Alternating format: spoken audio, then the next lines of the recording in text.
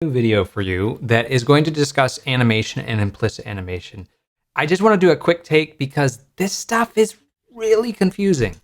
I've got this animation here. We're going to take a look at it, and I want you to look at how it is animating. Now, I have a complex animation here, and I've actually had AI rewrite it so that you can sort of see what's going on here. And I'll just move my cursor next to each one of these elements so that you can sort of look. Now, the problem we have is that there's an implicit animation that is occurring where it bounces. And this was driving me nuts. I hadn't been able to figure this out. I had worked on this code a very long time ago. It used to crash in SwiftUI, so I never integrated it because I didn't trust it. Now I've been working to integrate it again, and it's not crashing, crossing my fingers. But I have this artifact that I could not resolve, and I spent 4 hours on the stream. Essentially, 2 or 3 of those hours was tracking down this issue and not really getting anywhere. I had AI build this entire animation to cycle through the different states to just sort of see a different approach, to do essentially the same thing that I'm already doing. Now, this is a UI control in my coffee app. And so I've added a false color on this background because I was having issues with layouts. But this is what the effect is supposed to look like, more, more like. This is actually not the final look. I was tweaking some of this stuff. But you'll see there's no bounce, and there's still slide animations on these different controls. So let's take a look first at the demo app, and then I'll do the same fix in the other one.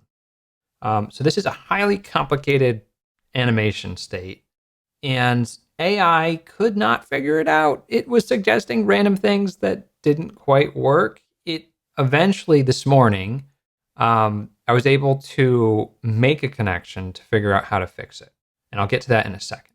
So my first realization yesterday was that the issue goes away if I were just to comment this out. Actually, I don't even need to comment that one out. We can keep them both here, and you'll see 2 rows. And if we zoom in, you'll see this one doesn't have the issue anymore. I was like, oh, that's weird. Then I was like, okay, well, if that doesn't have the issue anymore, like what is the difference here? And the difference was the foreground color. So by animating the index, I don't know if there's another way to do this. This is where I'm really perplexed on the implicit animations on how to better control them, because it is this line of code that is the problem.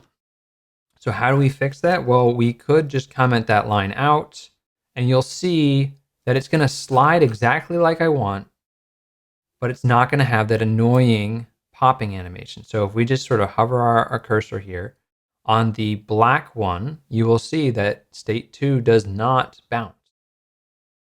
But now it animates, and so that's the big difference, is state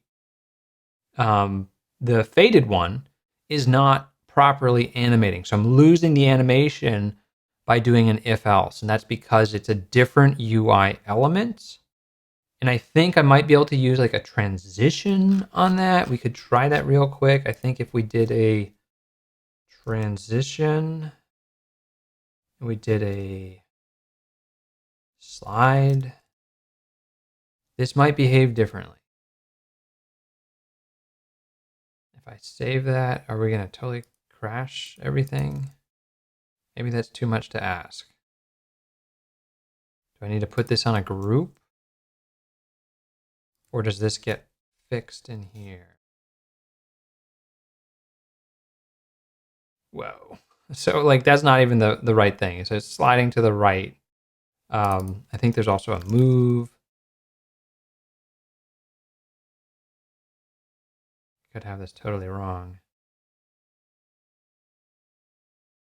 Probably totally wrong.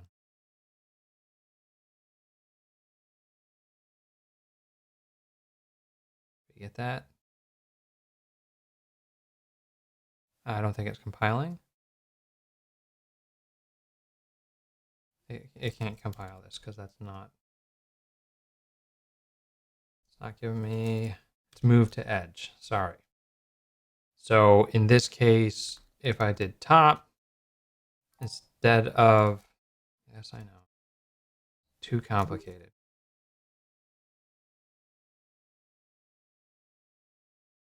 So we just get weird effects, and that's not what I want. So that doesn't solve what we need. So transition is not the right fix here. It doesn't solve the issue of the if-else structure. And so what we really need is to figure out a solution. But we lose the movement. I want the movement, and I'm not getting. Am I getting the movement? Sliding. So I need these two elements. Yes. So this is doing what I want. I need these two elements to slide together. The problem, as soon as I add the foreground color, they don't behave the same. This doesn't bounce over on the left, but this thing bounces over on the right. And so to fix that, the fix is to do something like this. So on this line down here at the bottom, we are going to uncomment this, and we're going to say if the index is equal to highlight index, so that's the value that it's changing, don't do an animation. Otherwise, do a spring animation. You might need to fix this so that it matches the other animations in your app. This one, I think, works for this situation, and I'm applying this. I'm not just applying this to the one element, I'm actually applying it to both elements. So that's where you can have a disconnect between like two things moving at different animation speeds.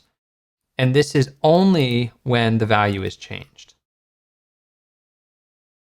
So we're going to see that the animation to apply. If animation is nil, the view doesn't animate. Value is a value to monitor for changes. And then return value is a view that applies animation to this view whenever value changes. So I'm still a little confused on how this works. Like, I think it's just if this value changes. And you could potentially do an if statement over here. I don't fully understand that. This makes more sense to me, but maybe there's another way to express it. So I'm basically saying when we're at highlight index, don't animate, because it's that start animation that is the problem. So if we look at this now, we're going to get that slide. It's actually going to be that nice slide up.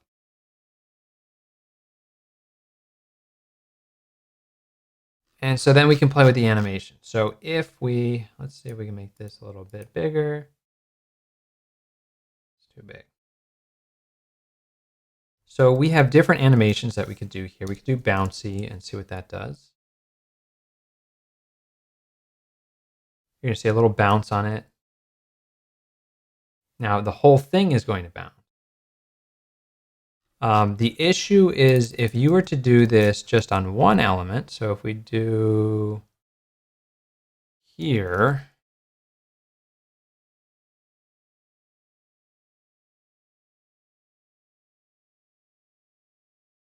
oh, this is the wrong,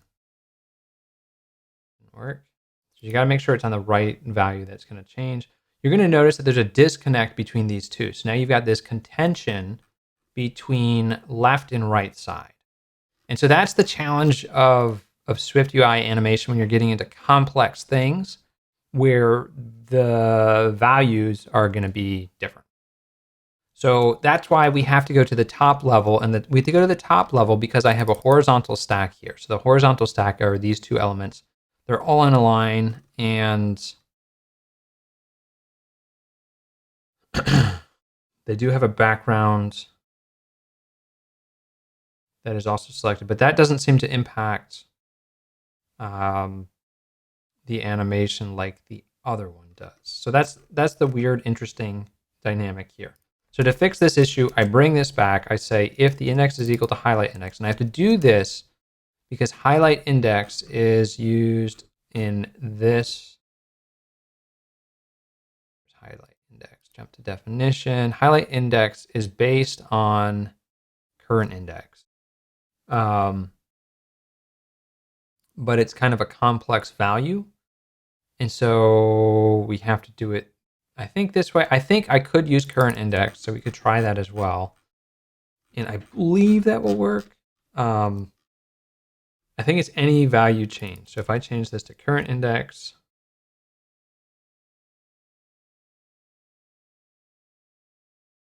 And I don't want it to be bouncy. So we're going to go with spring, which is going to make it sort of jump up there. So let's just sort of look. So it's just nice and quick. It's not linear, kind of snappy. And there's different things we could always play with.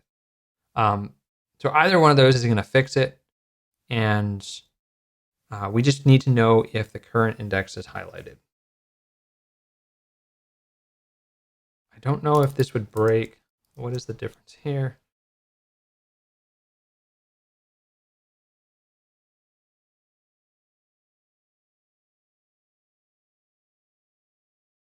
This might only affect the fourth stage.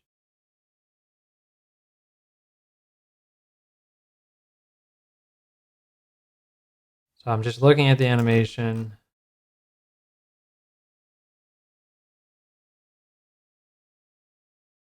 I feel like it's behaving the same.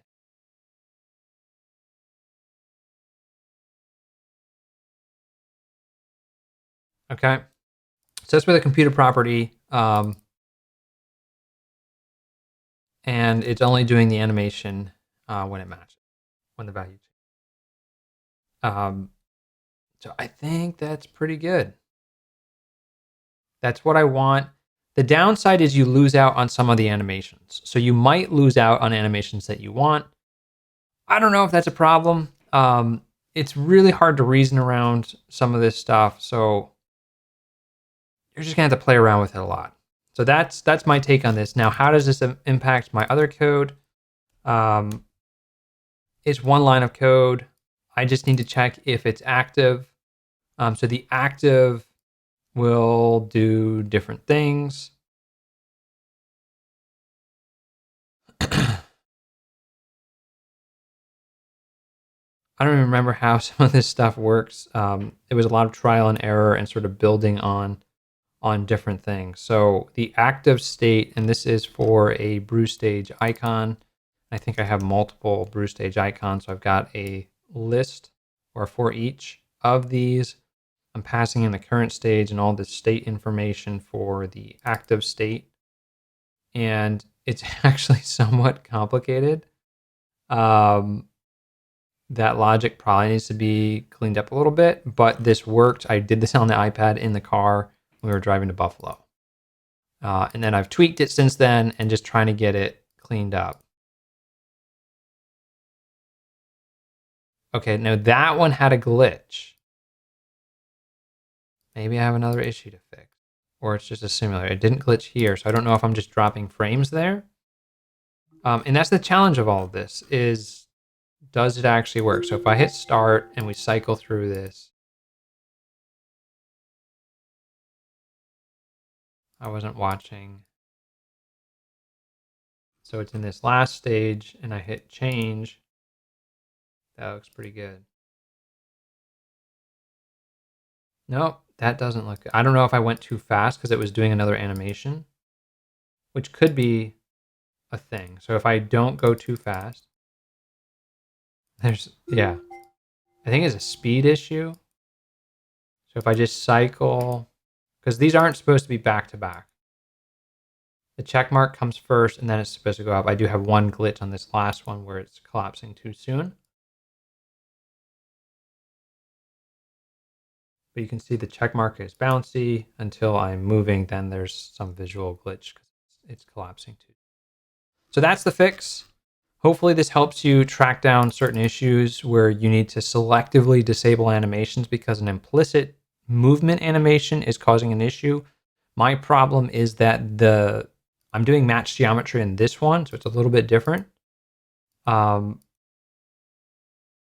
least I believe I'm doing match geometry. I don't know. I think I'm still doing it, but it's complicated. So ideally, I want it so that I could add another stage if I needed to for different types of recipes. So there could be a separate pour stage, something like this. And then if we were to run that, the proper icons. we should see there's pore 1 and pore 2. So now I can go through. I've hard coded something, so this doesn't work properly.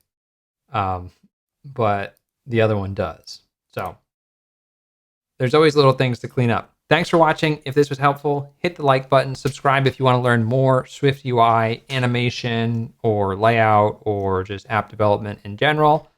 I do both Mac and iOS, and I will see you in the next video. Thanks for watching.